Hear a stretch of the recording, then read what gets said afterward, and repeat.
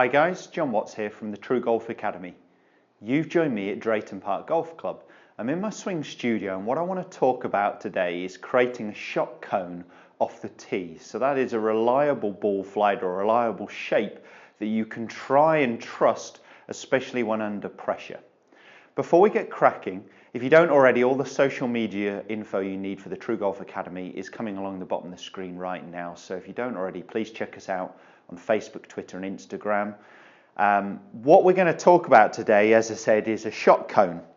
So what I mean by that is on my simulator software here, you can see a white line on the screen. I've also put a tour stick just on my target line, pointing down that white line. So that is my target line. That's where I want the ball to finish. So if I was hitting a draw ball flight, I want the ball starting right of the target, ideally bending back without crossing the target line.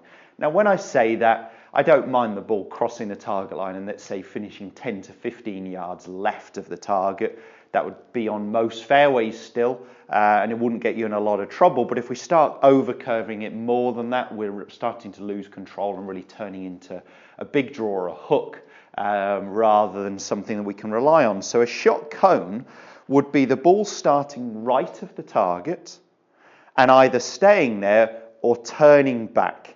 And that gives us that cone from the start line to the target line. Anywhere within that, I'm perfectly happy. I don't mind if it starts right, draws, but doesn't draw enough and finishes a little bit right to target. What I don't want to see is something where it's over curving or something that's starting right and maybe moving further right to target. The most destructive shots in golf are a push slice, so a ball that starts for a right-handed golfer right and moves further right, or a pull hook, so a ball flight that starts left and goes left, because they're always going away from the target.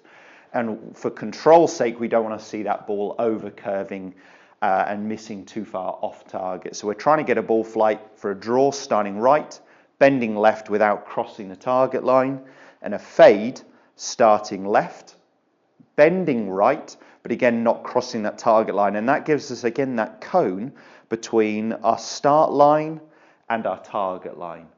I don't mind which of these ball flights you try and rely on the course. It's great to have both in your armory, be able to hit draws and fades, but you really want a stock shot.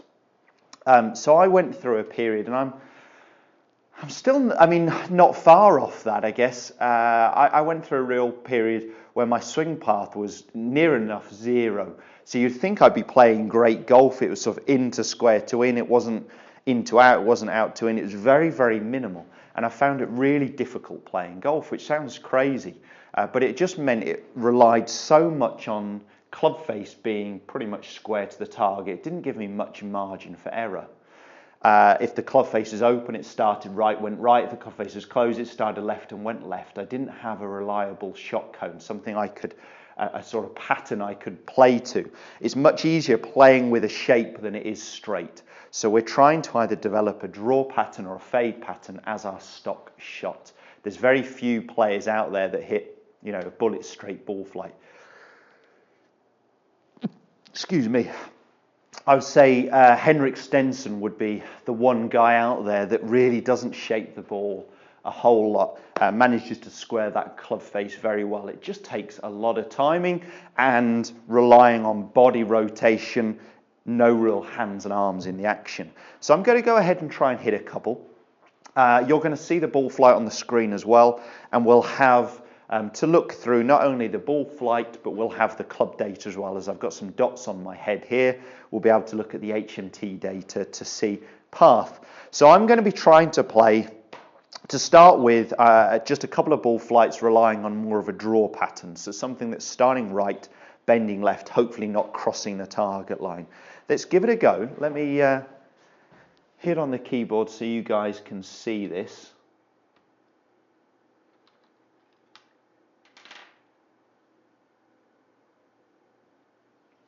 Okay, that's going for us. So, trying to rely on a ball flight that starts right, bends left, with hopefully not crossing the target line. That's the aim of the game, and let's play that as our stock shot.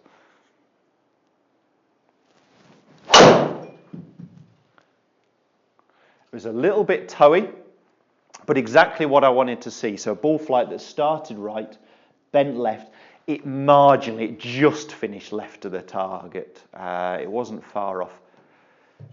It was just over bent because it was slightly out the toe. But we'll look through that data if I hit one or two more. So let's try and hit 3 with this shape for you.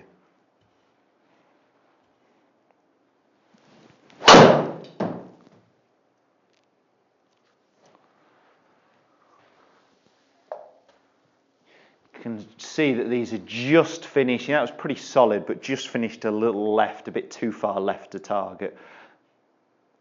Yeah, so 23 yards. That one was too far left, so I really need a ball flight. Again, starting more right. Let's really give it a go on this one without curving quite as much.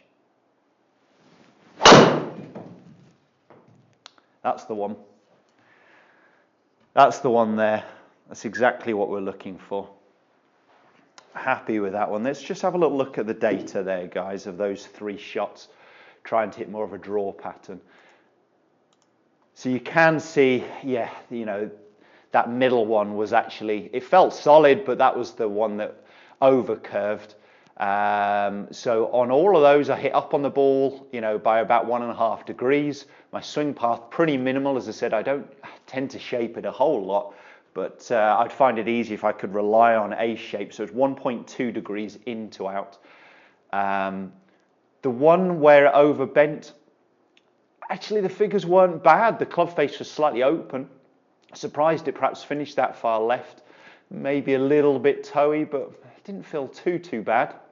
But you can see I'm getting a very consistent angle of attack and swing path here. So then it's just reliant on my club face being a little bit open but close to my path. It may be easier for me if I could increase my horizontal swing path, or this one here, to be more than 1 degree in to out. If I could get that going a little bit further to the right, it would give me a bit more to play around with the club face. If I could get the swing path going, let's say 4 degrees right of target, then I could have a getaway with the club face being anywhere from 1 degree to sort of 4 degrees open, and the ball flight starting right and either staying there or bending back towards the target without obviously over crossing the target line.